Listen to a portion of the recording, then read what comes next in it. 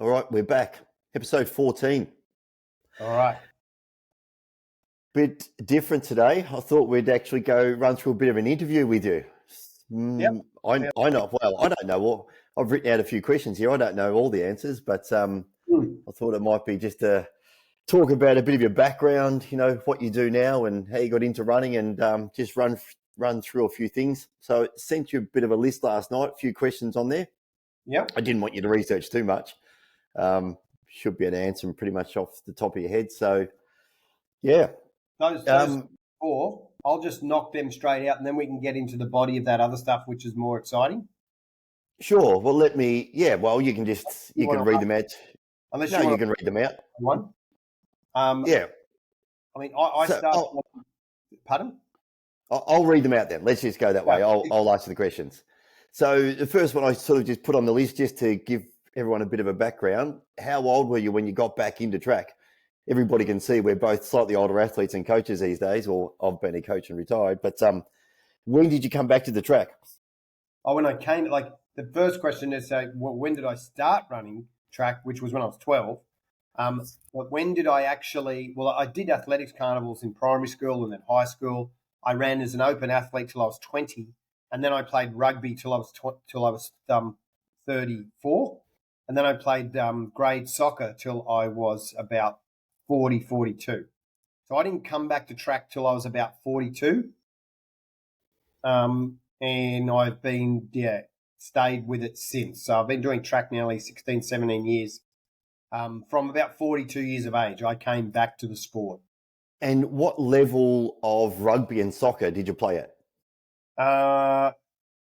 I was a first grade rugby player in Sydney and in Wollongong, and got to first grade, but got injured. I broke my shoulder when I was 19, actually, and that put me back for a while.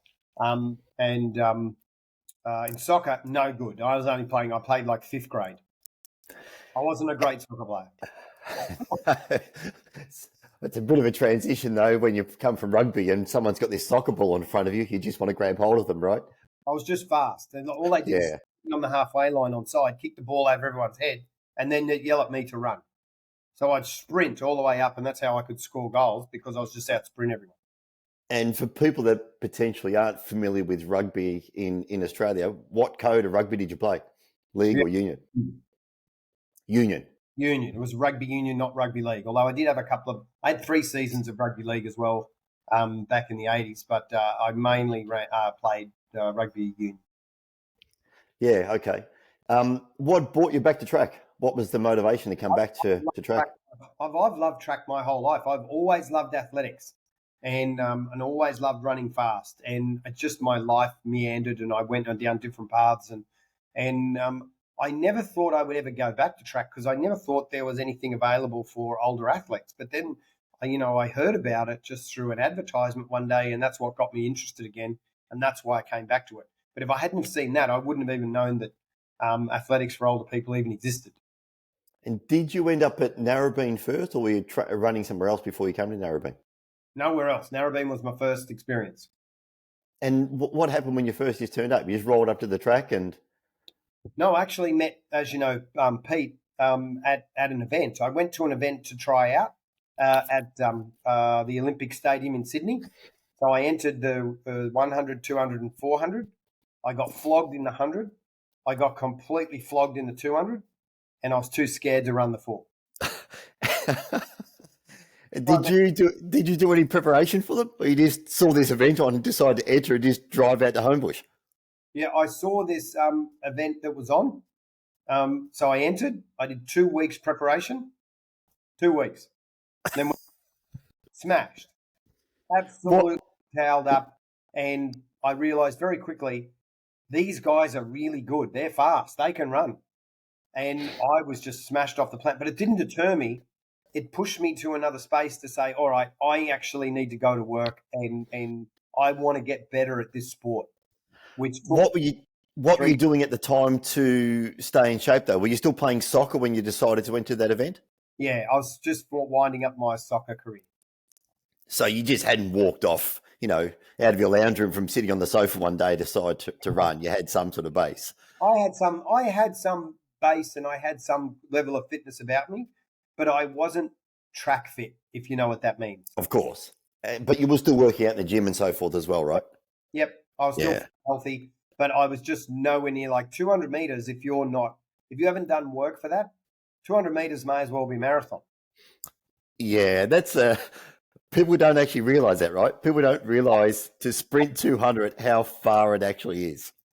You tell someone that hasn't done any training to go and sprint 200 meters, they're likely to end up in hospital.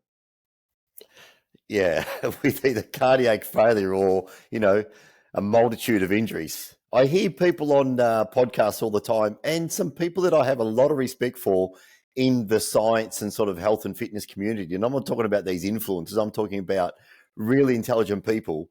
And they talk about, you should go out and do sprinting, at least one day a week. And in that sprinting routine, you should run flat out for 60 meters or flat out for 100 meters. Yeah. And I'm like, do they really know what it means to run flat out for 100 meters?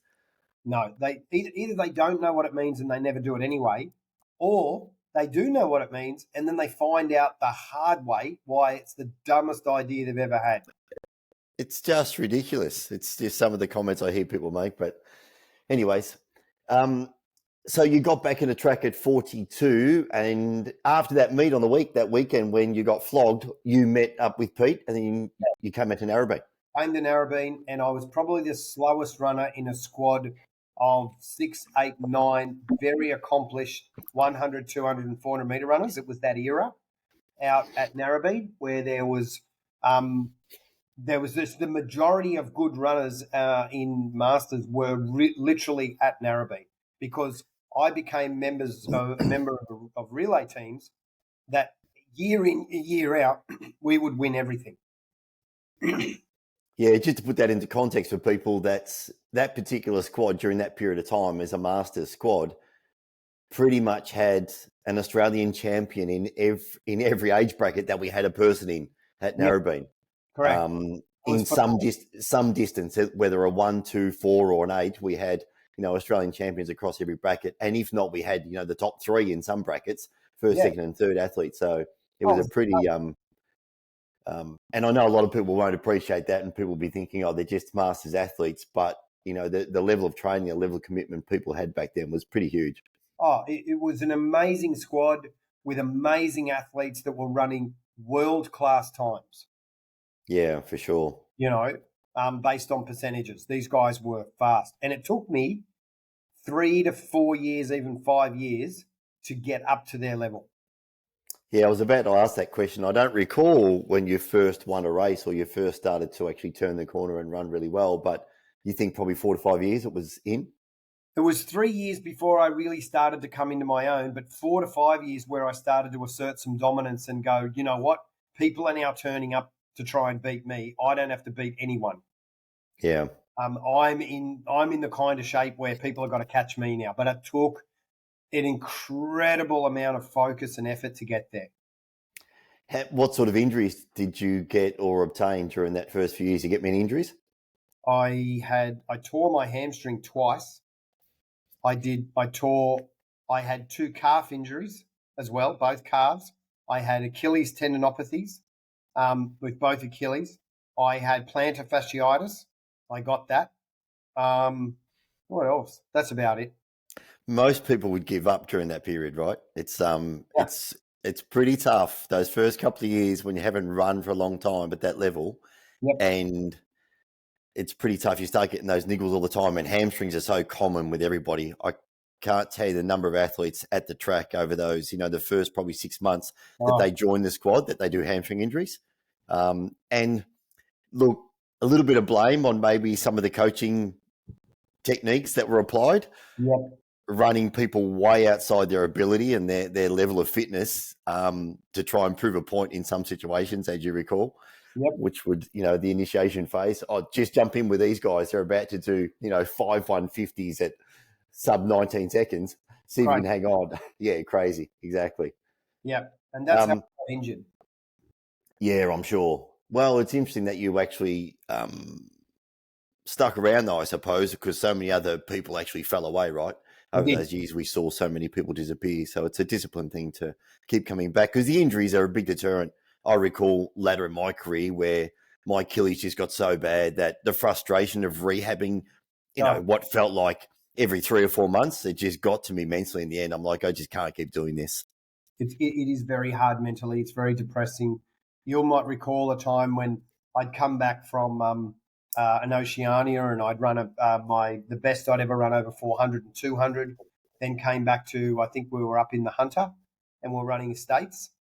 Mm-hmm. And remember, I was absolutely flying. I think I ran 1186 that day from 100 and I lined up in the 400, took 4 steps and collapsed. I remember that. I do. Yeah. It was calf. Yeah, I do remember that. I was devastated.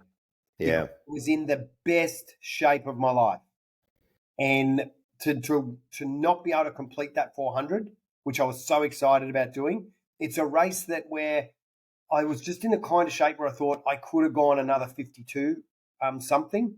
I was in that kind of shape. Yeah. And it didn't happen for me. Yeah. So it's one of those sports, isn't it? But like every sport, I mean, you get injuries and so forth, even in distance runners, they still get injuries, but it just seems to be in our sport, they're quite frequent. And unfortunately, they often happen when you're in your best shape because you're just trying to wring that last little bit out of your body. And it's like, no, I've just got that little bit more.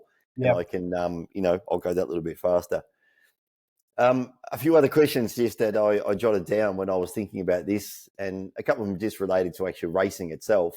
And a lot of people go through this, pre-race nerves. I was terrible. Man, oh man, running 400s, I just beside myself, warm me up and getting to that start line. Yep. And I suppose it was just, what's your pre-race nerves like? Do you handle it pretty well? What do you do to cope with that? Yeah, I mean, as you know, I've run at the highest possible level I can in my sport, and pre-race nerves. I guess when I was at my 400-meter final in Finland, I wasn't the final. I was so nervous about it was my semi, because I was more worried about not qualifying, and I had to run my heat from lane 8, and I had the best 400-meter runner in my semi-final. He ended up winning the gold medal. Lee Bridges, who was inside me, but I had to run blind from lane 8, and I was so nervous I stopped the race even before we started. Like, we went down into set, I put my hand up and walked off the track, and the guy came over. When you look at the video, you could see the official walk up to me, and he was so nice. He just looked at me because I got to know him. He said, "Chris, are you okay?" And I went, "Mate, not okay." I said, "I need a minute. Just give me a minute." I said, I'm just not there. And I was really, really nervous, and I took off pretty hard in that semi. I ran around in 54:25 to qualify, and it was a good run. It was a perfectly timed run, but that's as nervous as I think I've ever been, because I was just thinking I just want to get through to the final 8. I was just worried about it. So when I got the final, it was the final, so I was fine. I was like, yeah, sure. Even when I came around the bend and I was in 5th spot, I was never doubted myself. I was like, what? This is where I go. This is my race now from here and from 5th. And I just started running them down. So, yeah, it's interesting. I think that some people, as we've spoken about before, some people really handle these big events. And Pete was our old coach. He was just phenomenal at racing, right?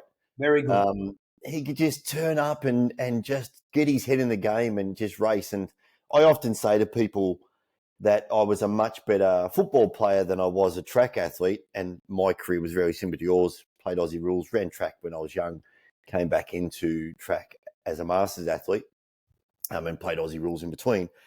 And I think knowing that you've just got this one go at it, you're on the start line, and if anything goes even slightly wrong, the day's done. Your race is over straight away. Yep, you're over. We're playing a 2-hour game of contact sport. You have this big window to actually modify your game. If your opponent's actually beating you, you scruff him, you grab him by the jumper, you verbally just give him some rubbish. You can actually change the dynamics of your game, right? But in track, it's very different. You're just on the line. As we've said before, there's nowhere to hide.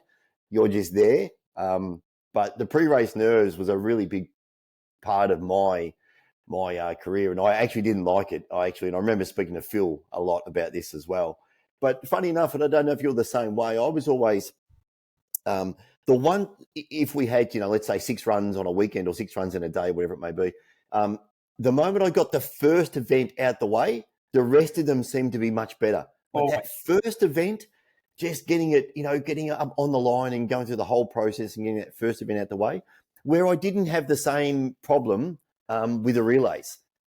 No, because it's a team sport. It's a team sport, right? Yeah. And you can hide a little bit. It's pretty messy. There's a bunch of people on the track at once. You're not just being looked at, and you don't put that same expectation on yourself. It's like, well, I can just do my bit. I'm relying on these other people. So, yeah, it's interesting.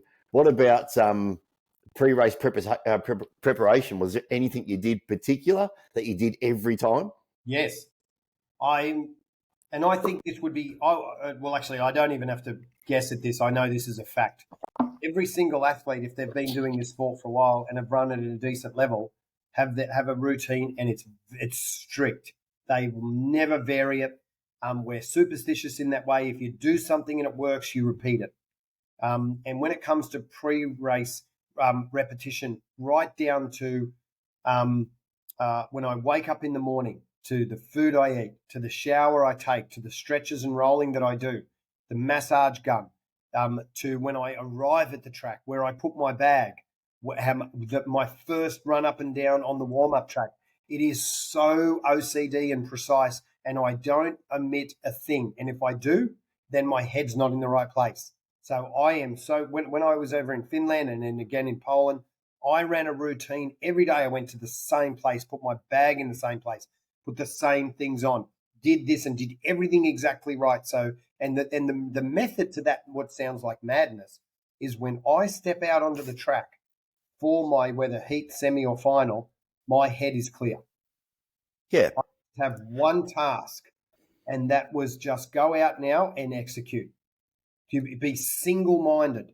You're so single-minded in your task, you will execute, you'll get it right. If you've got other thoughts in your head about what you did or didn't do during the course of the day to get there, that's a problem. And I think that just gives you a level of comfort as well, though.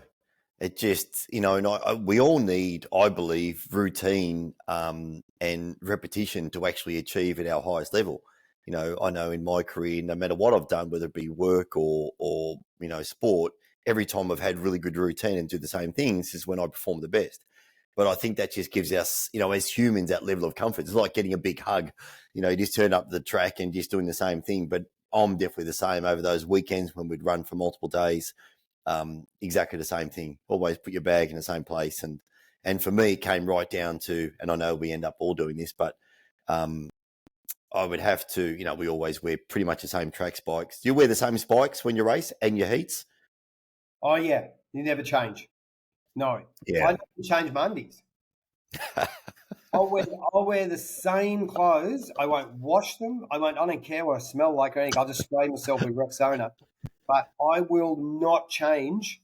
I will keep everything exactly the same. And I've got my lucky undies, which I always wear. And if I have to have them. And I'd go down because they're a performance undies I get from Bonds. And I've got 7 pairs of them. Yeah. And they're all identical. What colour socks do you wear? Well, my socks I don't wear socks in my spikes because I like to feel the track. Oh, you're barefoot. Okay. Yeah. So I don't wear them because I just want to feel, I have that spike so snug around my foot. I just want it to be just like that. So, yeah, that's what I do. I've never been a fan of bare feet in spikes. But I introduced years ago when we all ran together, we pretty much, when we didn't have to run in club colours, we ran in black. And I've always run in black socks forever. And I recall when I first started to coach Anthony, yeah, I've always worn black socks. Most of my wardrobe, it's all black. Yeah, I'm the same. And when I introduced black socks, I recall Anthony, would still occasionally wear white socks. Then I basically told him that he's not allowed to compete ever in white socks. He has to wear black socks when he competes. And then he turned up somewhere to race Yeah. one day and he didn't have black socks with him and he was freaking out.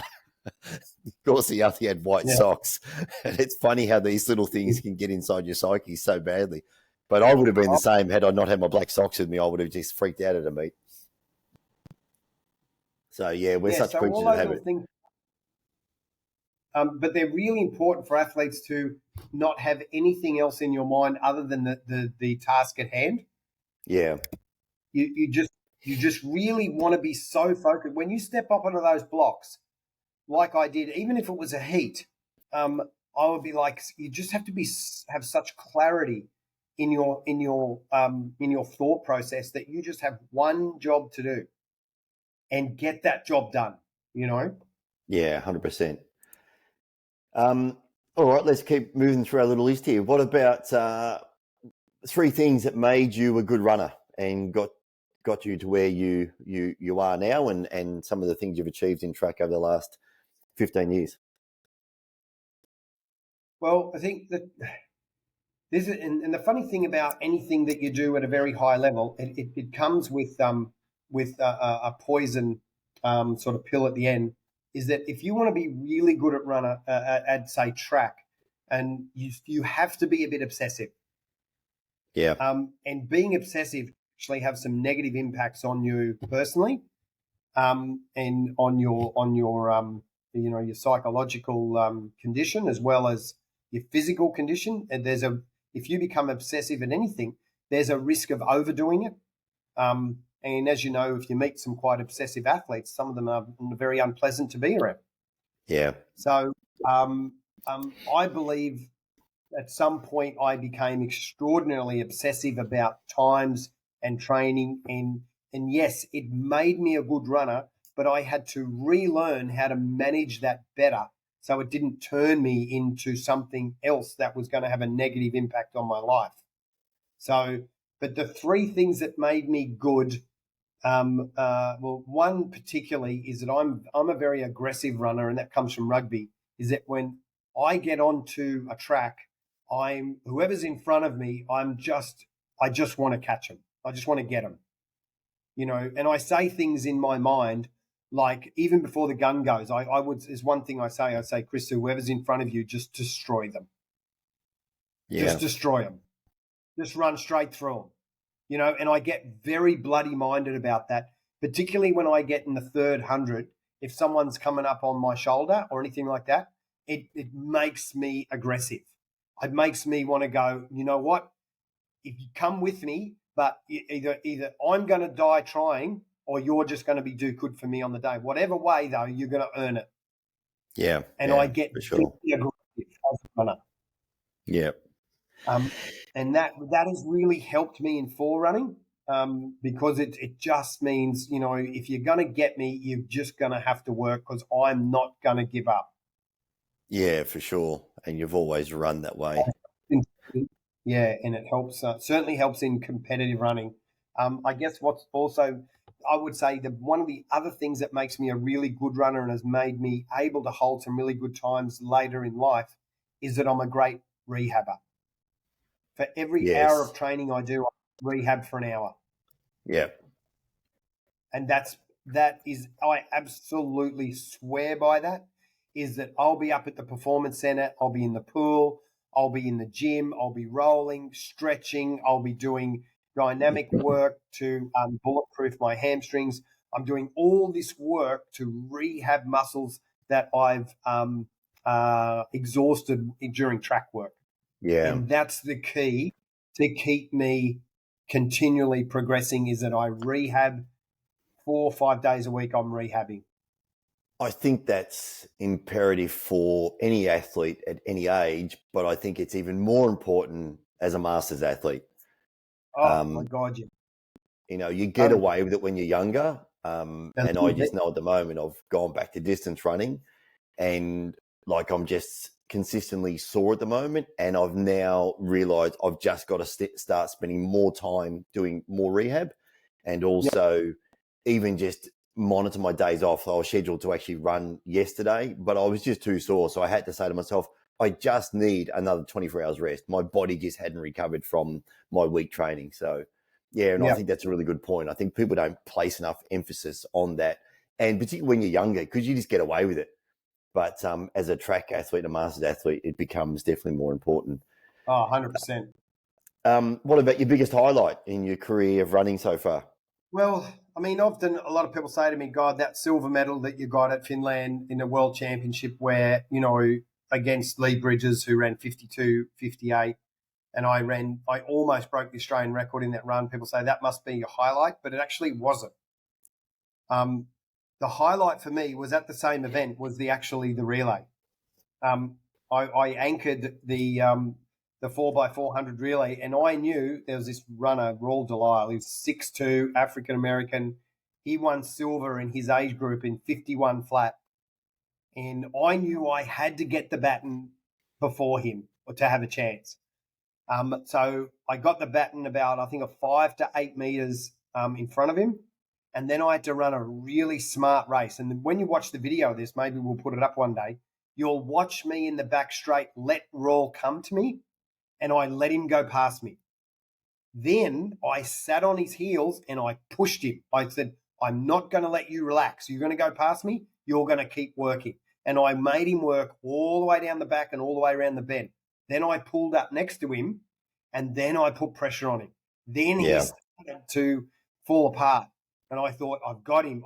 But no, something's happened, and I've spoken to him about it since. Something happened in his brain, because he was a very experienced 400-meter runner, where he went, don't push, just relax and go with this guy and get him at the end. So we went stride for stride for 90 meters. We were inseparable. And I thought, he's going to break. He didn't break. He's thinking the same thing. This guy's going to break. Chris is going to break. I didn't break. We hit the line together. And then you've got 8 athletes on the track now wondering who won, Australia and the United States. We didn't know. 15 minutes went by. The officials came down and said, we're at the photo now. We're at a thousandth of a second. We're trying to split you guys. And then eventually it came up dead heat. Couldn't split it. And they awarded 2 gold medals. And it's now as you know, if you look at my Facebook, it's my profile picture of Raul and I crossing that line together in Tampere, Finland. And why it was so exciting, it was such an exciting race. And I walked back down the track and the entire grandstand were on their feet. Yeah. Clapping and applauding, saying that was a phenomenal race. You'll have to send a link to me and I'll put that in our description so people can actually go and have a look at that. It's just an incredible race. But there's something else that happened during that race, which has only happened once in my lifetime racing. And athletes will tell you about this. Even though there was a lot of noise in the stand and a lot of people cheering, I couldn't hear a thing. It was dead silent for me. Yeah. All I could hear was the sounds of my own feet and rolls. I couldn't hear another thing. Yeah. And it's this, I call it the silence. And when you are in the best shape of your life and you're running the race of your life, you get so focused that everything just blocks out.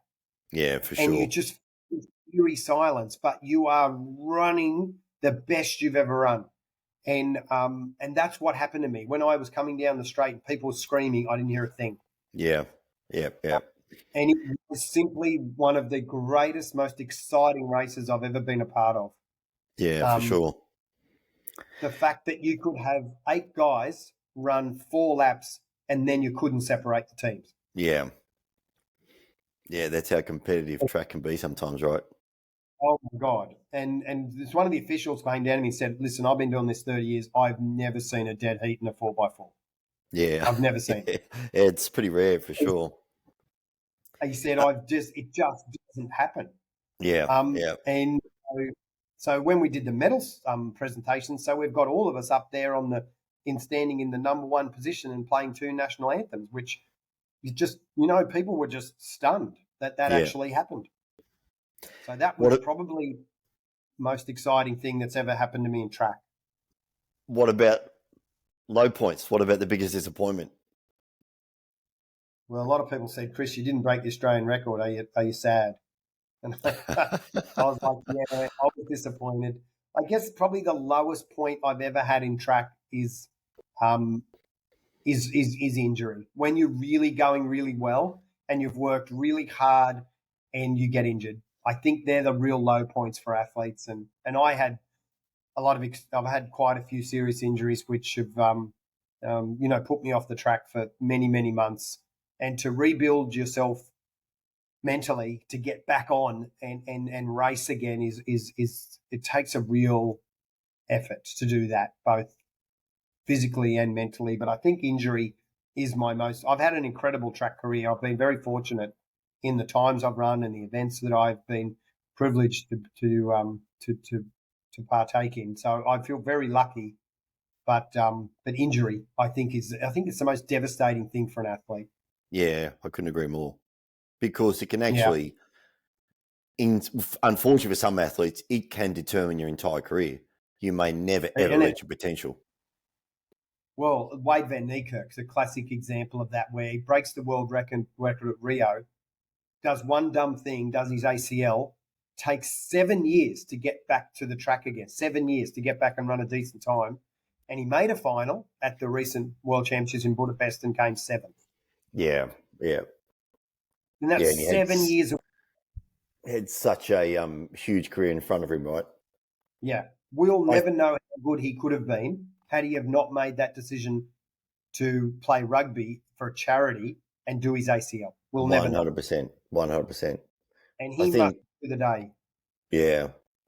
I think for me, even though I had some injuries along the way, and they were frustrating, they were just frustrating, but you're right, they were low points for me as well. But the low point for injury for me was when I was just about to go to a major meet and I got injured inside that last 2 weeks. Yes. It was frustrating if you got injured earlier on and it interrupted your preparation, but at least you still compete. I had two major events that I was actually about to race at, and I had injuries a week out and I couldn't actually run. And one of them was a World Champs in Sydney. Yeah. I went and had a back scan and an MRI, and because I thought I had a hamstring strain, and they said to me, no, but you've got two massive bulge in your discs, which I could have run. They said it's not going to get any worse. You can still run, but the neural pain in my hamstring was just so crazy that I got so focused on it because it was just constant neural pain. So I felt like I was straining a hamstring every time I tried to reach top speed. So anyway, what things would you do differently now that your career's come to a bit of a wind down and you've talked about maybe hanging up the spikes next year? What would you change anything, or the ups and downs is just part of it? Would you do anything differently along the way? I don't think I would. I think I can honestly say I think I've gotten almost as much out of my body and as much out of my career as I had to offer. I'm not sure had I even changed anything. Would I have gone any better? And potentially you could always do worse. It's a difficult one to think. I mean, yeah, I agree. I think I'm actually really, really happy with the fact that I've been able to run for as long as I can and still be able to produce some quite competitive times. So I don't think I'd do a whole lot differently. And you can only know what you can know. Like in the early days, I didn't know anything much about anything, and I was in that steep learning curve. So you can only do as well as what information that you have. 100%. And the people around you at that point. And as you grow and mature as an athlete and do more research and investigation and compete, you learn about your own body, you learn about the physiology of track and racing, and you improve then. But I don't think I could have made that process any faster or better based on all the tools that I had at my disposal. Yeah. So I can honestly say I don't think I'd change a lot. And I think I'm very, very happy with my career. You can always be, I mean, there was times like even with the thing that happened with my heart, I mean, I was about to get on a plane and go to New Zealand for Oceania, and I'd run all the records from 60 right through to 400 and then didn't go. Yeah. That was, would I like that have been different? Absolutely. But the things that I just couldn't change. But they were just out of your control. Yeah. 100%. Things that are out of your control, you just can't do differently. So I think I'm pretty good with all that. And I think when I hang the spikes up, I'll hang them up and be well satisfied. Yeah. Yeah. What about if somebody approached you now and wanted to get into master sprinting, what advice would you give them? Every week. Yeah, so that's why I thought it was an appropriate question. You're getting that question all the time. It's what I say for one of the first things I say, particularly to guys, is, well, whatever you're thinking about doing a training this week, halve it. And then you might even be close to, and be prepared to take 3 to 4 years to get your body ready for the work that will be in front of you. Not the work you're doing now, it's the work to come. Yeah. And alter your expectations. I mean, your brain might be in, when you're in year 12 back in 1985, but your body isn't. Yeah, for sure. You need to be aware of that. Is that pretty common with most people. Oh my the God. First, when they turn up to that first week of training, it's always, when I was in year 12, I ran 11.2. Yeah, and good for you. The thing is that you can normally tell from their personalities the ones that will hang around and make it and the ones that just won't. Yeah. And normally they'll do one, just turn their legs over, and I'll be saying to them, I just need you to run at about 50%. Don't push it. And that if they're looking at you like I'm mad, they're either going to try too hard and get injured and never come back. And I see that all the time. Or they actually get it and they pull their heads in and go, you know what, I need to take baby steps before I start pushing. Chris might actually know something. And if they're in that space, then they've got a chance. If they're not, then it's a recipe for disaster. Injury is not far away.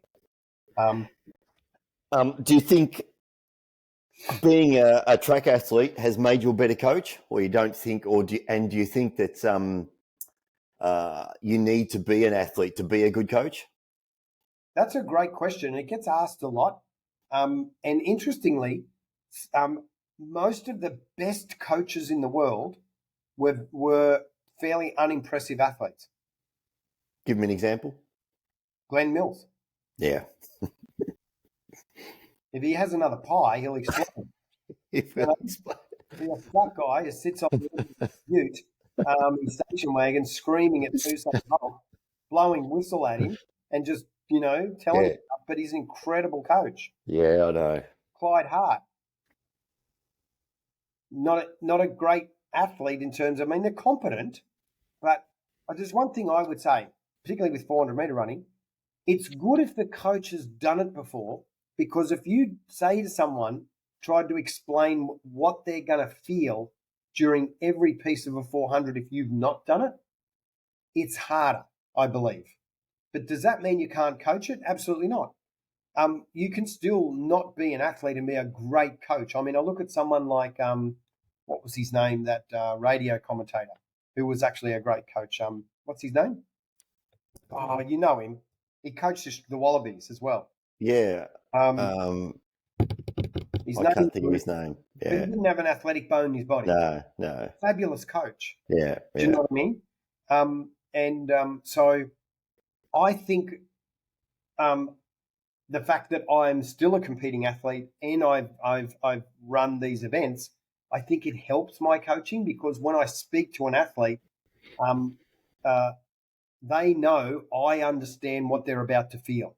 And when I tell them what's about to happen to them, because I know, and then it happens, what it actually does for my coaching, it validates. Yeah. So they get enormous validation from what I tell them, and then when it happens. Yeah. So then they buy in, as you know, when you've got an athlete that's buying into the model and the methodology, you get better results. Yeah. Yeah, well, I think that's hugely important. And I concur and agree with what you said before about you don't need to be an amazing athlete to be a good coach. But if you have experienced some level of training, and even if you're crap, the pain and the process you go through still has the same, it's still applicable to your, if you're a 60-second 400-meter runner, but you're doing all the work, you still know the same pain, right? Oh. So you still understand what goes into running 60 seconds for a 400. 100%. And for me personally, I don't think I could have even coached if I hadn't have been an athlete. Yeah. I don't think I had the capacity to be that person that could actually coach. from a textbook. And as you well know, I don't have a science background. Mine was all sort of, more the art of coaching and understanding and learning and looking at athletes more closely and figuring stuff out. But I think overall that it does make you a more empathetic, coach when you've actually been an athlete. You do understand that last 300, when you've done 5 300s off short rest, what it's going to feel like. Yeah. And how to actually help your athlete dig deep and, the expectations. So I do agree with that for sure. What else do we have? A little bit about recovery. What's your favorite recovery protocol? What's a thing that you go to all the time for recovery? Oh, for me? For you, yeah. After training or an event, or doesn't matter. Just what's one thing that you would actually go and that you swear by from a recovery point of view? The pool. Yep. So I really love to get my weight belt on, and particularly after if I'm at a meet, I love to come straight home, get in the pool, and just roll my legs over in a weightless environment. Yeah, interesting. Yeah. Yeah, we did a lot of pool training for rehab years ago, and I never fell in love with it. But I can see from a cardio point of view, particularly sprint cardio, you can actually do a pretty solid workout in the pool, as you said, with a weight belt on. Yeah. But yeah, I was never in love with pool sessions. Oh, I'm not that in love with it either. I mean, we're very fortunate up here in Queensland because our pool's 28 degrees. Yeah. A lot of people whinge about that. They say, oh, man, because a lot of the swimmers whinge about it because they actually get hot. Yeah, you do get hot. Yeah. I don't, because I hate the cold. So when it's 28 and I'm doing rehab, I'm in heaven. Because at 28, I can get straight in the pool. Yeah, yeah. If it's 24 or lower, it takes me 10 minutes to get in the pool. Yeah. I do not like cold weather. No, I don't like cold pool. I don't like any of it. Even when I'm doing my hot and cold therapy, in and out of the hot and cold pool, I don't like that. I've got a mate who's up the road who's bought a freezer. Yeah. Right? He gets it down to 2 and sits in it. Oh, he's mental. And he's trying to talk me into it. And I know how much pain 2 degrees is going to give my body. Yeah. I mean, it hurts. I mean, I'm talking, and it hurts me down the front of my shins. Yeah. That's what lights up for me. And I mean, it's so excruciating. You just want to scream. It's so hard. It's my feet that hurt the most. Yeah. Extremities. Because all the blood being drawn away. Yeah. It's so horrible. But the other thing I also swear by, we've got the recovery center up here. They got the magnesium pools and all of that.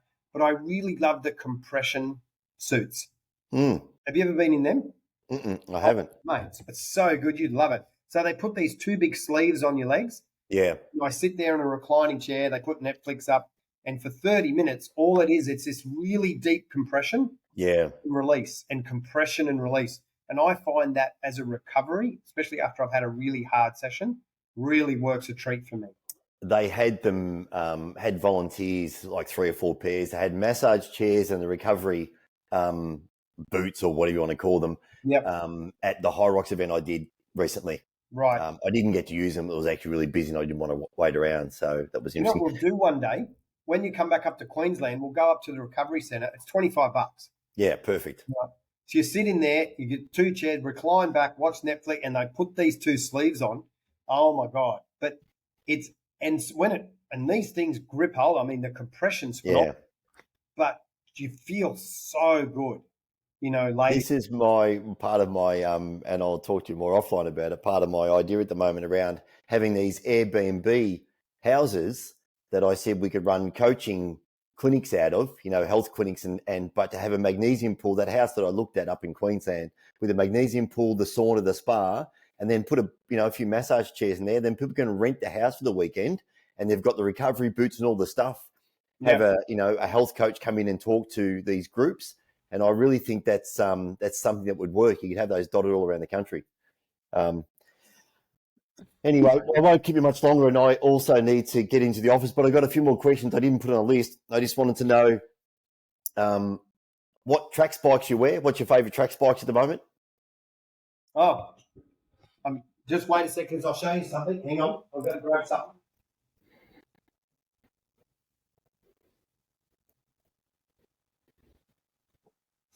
So you would be aware of the new technology. I hate that these are pink, but anyway. So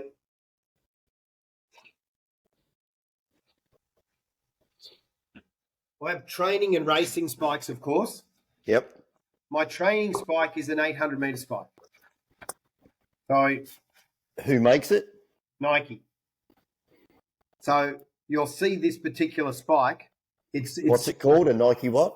This is Nike Victory, but it has a plate. You'll see that plate. It only goes to there. Yep. Okay, this is the 800-meter spike, but it has the same sprint technology that they're all using in the Diamond League and the World Champs. That's the 800-meter spike, but I race in these. What are these called? Zoom. The Nike Zoom. Now, you see the plate? The plate now extends all the way to the heel. So that really stiff plate, and this plate now, it's unbelievable. But this is the technology. What that does is you strike and it recovers your foot. Yeah, bit of rebound there, This allowed me, I ran in this spike, equivalent, it was a different colour, in Finland. I ran the fastest, and so did everyone else. Everyone was raving about it. The fastest I'd run in 5 years with this technology. Yeah. Crazy, right? Crazy. As soon as if you had an opportunity to wear this, put this on, when you walk onto a Mondo track with it, oh my God, you literally, it's amazing. The difference, how fast you can run with this technology and on Mondo. Yeah. And that plate, it's that solid plate. So that's training, that's racing. What about your warm-up runners? What do you wear? Again, because I do, as you know, we do hills because we're 400-meter runners. So I have a very specific shoe that you can't buy in the shop. I've got to get it online, and it's because of the grip at the bottom. And I'll show you the bottom of it. Who makes them? Nike. Who makes Nike? Yeah. Most of my stuff's all Nike because they're just the best in track, I believe, even though Adidas has caught up a bit. But I'll show you the bottom of my shoe. Oh, yes. It's like a trail shoe nearly. So when I run on a hill, it strikes and it bites. Yeah. What are they called? What? Nike Wild Horse. Oh, I used to have those. Wild Horse. Wild Horse. Yeah. I had those for years. I used to buy them in the US as well. Yeah. All right. I got a couple more. What about socks? What socks do you wear? What brand? Bonds. Nice. I'm telling you, you wouldn't think I believe you. You go down to the Bond, like at the warehouse down here in Harbour Town, the Bonds shop, they've got literally the best socks to put inside your training spike and also for when I'm warming up. They're just the best, and the best undies. I've got a couple more. I'm just on my little rapid fire questions here. Do you wear sunglasses when you train? Do I wear sunglasses? Yeah, when you train? If it's a really glary, bright day, I might wear sunglasses. I'll never wear them racing. Do you have a particular brand that you wear or style? Yeah, well, this is unfortunate. This has got nothing to do with running. I have a pair of sunglasses I wear and have to wear because my girlfriend bought them, and if I don't wear them, she asked me. What brand are they? I wouldn't have a clue and don't care. I'll call them no name. Yeah, but well, let's put it this way: when I wear them, everyone thinks I look stupid. But I wear them anyway because when my girlfriend sees me wearing them, she gets all lovely and goes, "God, I'm so glad you're getting so much use out of them." But I look like a 4-year-old. I got one more. Sunscreen. Always 50 plus. It's Australia. What brand is it? Oh, well, because my girlfriend works for the Cancer Council, I use the Cancer Council's 50 plus. Do? Yeah. She does it at a discount. So nice. Yeah. All right, that's about all I've got. Yeah. That was a good episode. Bit of an update on who you are, what you do, what you're still doing, and all good. All right, we might wrap it up there, and we'll get a few other people lined up and do some interviews, and we'll get Mike on next. He did commit to me yesterday, so we'll have a chat to him in the next. I always enjoy getting stuck into Mike when he says dumb things. That'll be a three-way funny interview between the three of us. Then I'll get Anthony on as well. Yep. All good. All right. Until next time, Yep. have a good day. You too. All right. See you later. Cheers. Bye.